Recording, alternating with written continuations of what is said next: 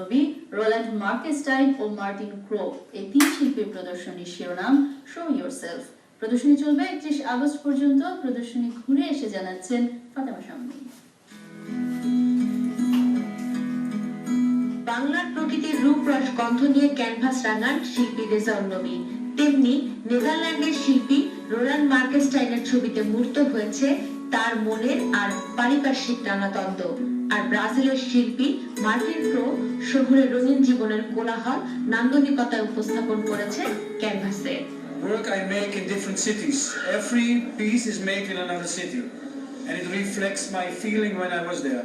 So this one is made in New York. It is my idea about New York. That is made in Amsterdam, and it's my self-portrait in Amsterdam because I was born there.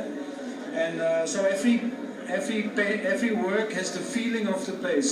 নিসর্গের যে সৌন্দর্য এটাকে রঙে, রেখায়, আলো ছায়ায় বিভিন্ন মাধ্যমে এটাকে আমি কখনো সৌন্দর্য কখনো সৌন্দর্য নয় এমনভাবে ফুটিয়ে তুলি।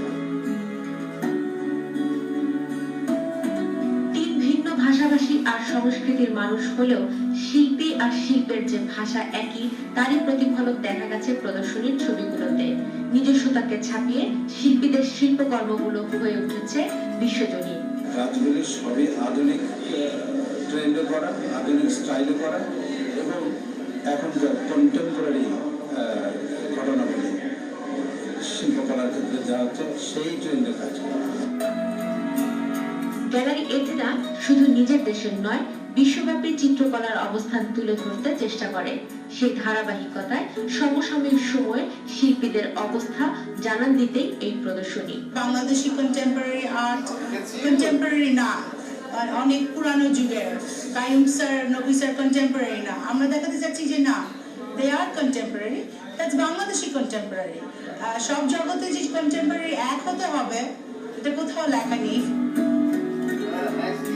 শো ইয়োরসেলফ শিরোনামের প্রদর্শনীতে তিন শিল্পী বিভিন্ন মাধ্যমে করা 85টি শিল্পকর্ম রয়েছে।